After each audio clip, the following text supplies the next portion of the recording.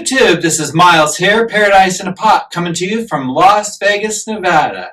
And if you like planty kind of content, houseplant shopping, and how to care for plants, make sure you subscribe to the channel. We're always looking for new planty people here, and we always love to talk about what we do with our plants here.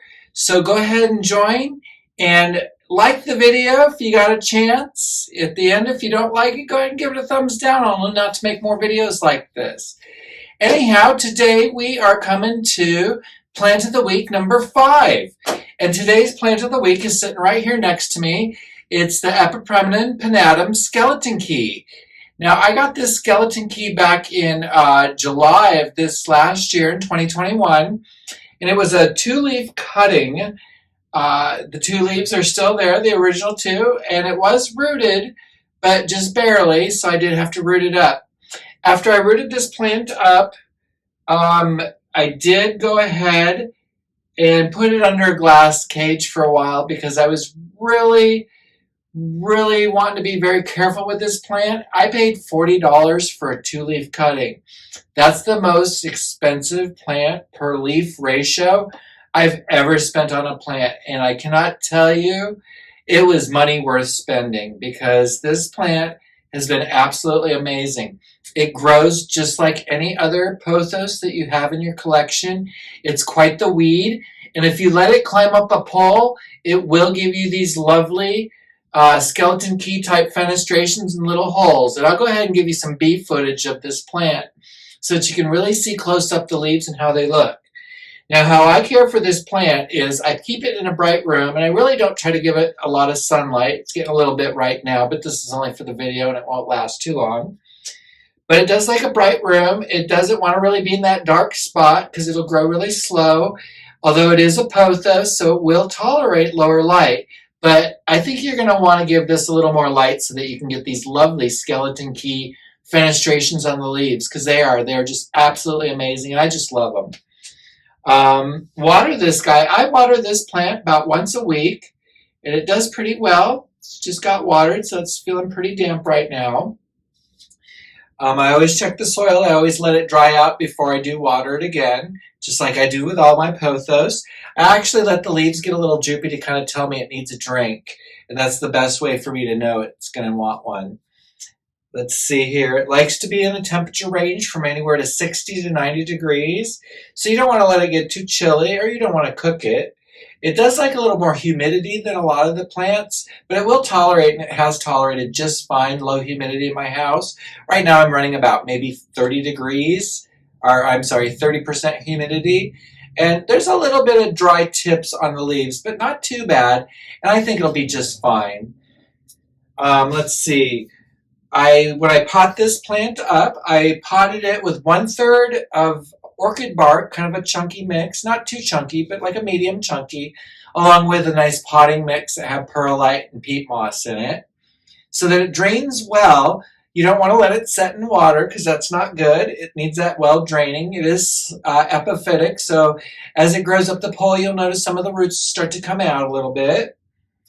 I am going to give this a kelp spray in the next day or so. I don't know, just a little side note here. I don't know if you guys have looked for or tried to find some distilled water. Right now in Las Vegas, it seems to be a rare commodity. I had to go to 5 different stores yesterday.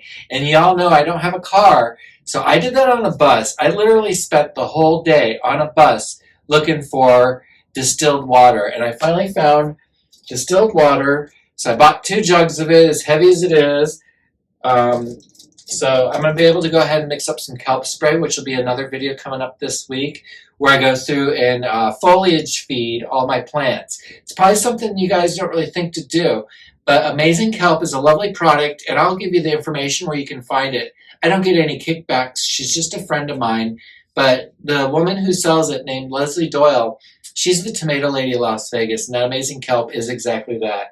And if you want to know more about it, just go ahead and send me a message on Instagram. I'd love to chat plant food with it. Let's see about this Epipremnum. Let's see. I've not propagated this one yet because again it costs so much that I'm kind of nervous just to chop into it. So what we're going to do today as part of my little chore with plant is this doesn't need repotting. It's doing just fine in the pot it's in. But what I'm going to do is I'm going to do an air layer propagation where I'm going to take some wet sphagnum moss and I'm going to wrap it around one of these top nodes up here, wrap it with saran wrap, tie it off really tight so that that node is going to be in a really tight amount of humidity so that I can get that root to grow. If I can get that root to grow and really give me some healthy growth, then I'll feel comfortable cutting that. So that way there, when I do cut it, that new cutting can immediately be potted up. So I'm kind of excited to do that because, as you all know, I like to have backups of all my plants because it's really critical for me, just in case something goes wrong, just in case I make a mistake, because I'm human and I make mistakes all the time with my plants. And I really don't want to. I really want them to live their best lives. I see this one's really dusty, so maybe it's going to get a little shower too when we do this. So anyhow, I'm going to go ahead and just say that if you guys find value in this content, I'd sure appreciate it if you guys send me a tip. You can do it on my Venmo. Helps me out. I use all that money. It goes right towards plants, plant things, plant bug spray. And we have quite a fan following here. So and I appreciate every one of you. Oh my gosh, I cannot tell you how much I appreciate all the comments down below, how I have my regular people coming back every time. That makes me so happy because I'm really just trying to share my knowledge with what I know about houseplants to kind of maybe leave a legacy so that one day I might not be around, but my YouTube videos will, so people can still refer back to them and hopefully get value from them and learn from them. So anyhow, let's go ahead and I'm going to switch over the camera and put it so that you guys can watch as I do this air layering. And then as that thing roots up in the weeks to come, I'll keep you all posted. So again, make sure you're subscribed to the channel so you get updates on that because I do the updates as we go. I don't save all the video and then give you all in one because quite honestly, I don't have the space on my computer's hard drive for all that video data to really store up and save. And I kind of wish I did. And in the near future, I am going to be getting a bigger computer with bigger hard drive so that I can do videos like that. But for right now, I'm just going to have to ask you guys to subscribe to the channel and go ahead and follow along this plant journey as we go.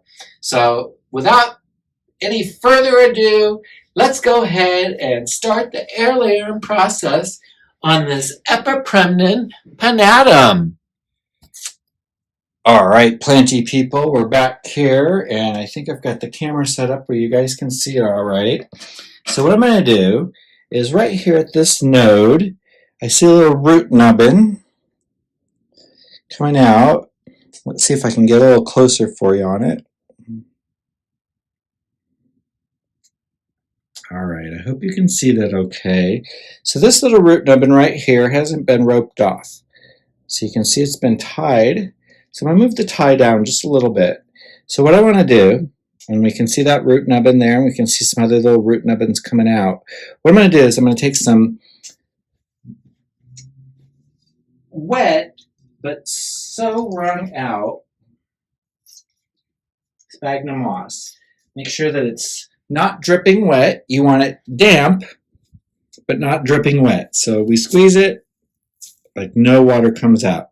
And what I'm going to do is I'm going to take this little ball of sphagnum moss and make a mess. But in my mess, what I'm going to do is I'm going to work a little piece. I'm going to work it back into there. And I'm going to wrap it all around, essentially holding in that node. Okay? And then what I'm going to do is I've got my saran wrap here. And hopefully I'm going to be able to do this. I'm going to take it without smothering that leaf. We want to wrap it around so we get that sphagnum moss really in there. Because what we're doing is we're making a little bit of a greenhouse situation around those roots to really encourage them to grow. Okay, so now I have that on there. And I think what I'm going to do is I'm going to pinch over here into, there we go, onto the moss pole. And that should hold the plastic. And I'll pinch like this, and that should hold the plastic on. And there we go. So I'll go ahead and pick up the camera and take it around so you can see what we did here.